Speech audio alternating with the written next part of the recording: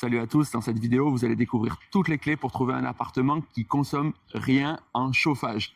Allez, c'est parti, oubliez les DPE, on y va tout de suite. Alors pourquoi j'ai choisi cet appartement? Eh bien d'abord, c'est parce qu'il est très bien orienté. Là, on est sur une face sud vitrée tournée légèrement vers l'ouest, ce qui veut dire qu'à partir de midi, le soleil rentre intégralement dans l'appartement. Et forcément, il réchauffe naturellement l'intérieur. Ici, on descend très rarement en dessous de 19 degrés et pourtant on n'ouvre jamais le chauffage. Donc le premier point à savoir si vous voulez un appartement passif, c'est d'abord regarder son orientation. Maintenant, deuxième clé, l'isolation. Là, vous le voyez, on est sur une façade relativement récente. La question, c'est est-ce que l'appartement est bien isolé? Oubliez cette idée qu'un mur épais est bien isolé. Un mur bien isolé, c'est un mur qui a beaucoup d'épaisseur d'isolant. Ici, vous le voyez, on a une épaisseur conséquente au côté nord et donc on est bien protégé. Le deuxième point à vérifier, c'est est-ce que l'isolation a été bien faite, c'est-à-dire sans pont thermique. Ici, vous le voyez, les supports sont en plastique, donc il n'y a pas de pont thermique. Maintenant, on va aller dans la cave, on va regarder si l'isolation a été bien faite. Et encore une fois, on ne voit aucun pont thermique, ce qui peut nous rassurer sur le sérieux de l'entreprise qui a fait ces travaux d'isolation. Mais ici, il y a d'autres points clés qui font qu'on est vraiment bien protégé alors que c'est un immeuble des années 70. J'ai sélectionné l'appartement au 3e étage, ce qui me permet d'avoir 2 appartements en dessous et un au-dessus.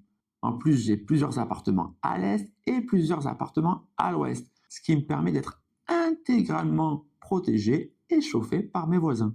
C'est ce qu'on appelle les pièces tampons et ça aussi, c'est une clé super importante qui vous permet de choisir un appartement bien protégé.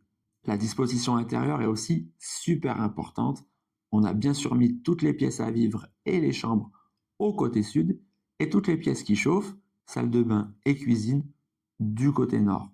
Et pour protéger ces 2 pièces, on a la loggia. La loggia qui est là nous permet de faire pousser des plantes, de faire sécher notre linge, mais surtout de protéger notre côté nord super efficacement. À la fois, il protège la cuisine et quasiment l'intégralité de la salle de bain, qui est la pièce que vous devez le plus chauffer en général. Ici, vous pouvez voir qu'au-dessus des fenêtres, on a ce qu'on appelle une ventilation hygro, c'est-à-dire qu'elle s'ouvre passivement seulement quand il y a trop d'humidité dans l'appartement, ce qui évite de surconsommer à cause de la ventilation. Dans la pièce humide, on a une petite bouche qui s'ouvre, plus ou moins en fonction de l'humidité, et qui permet d'évacuer les surplus d'humidité. C'est une clé super importante parce qu'en général, la ventilation fait rentrer énormément d'air frais dans votre maison.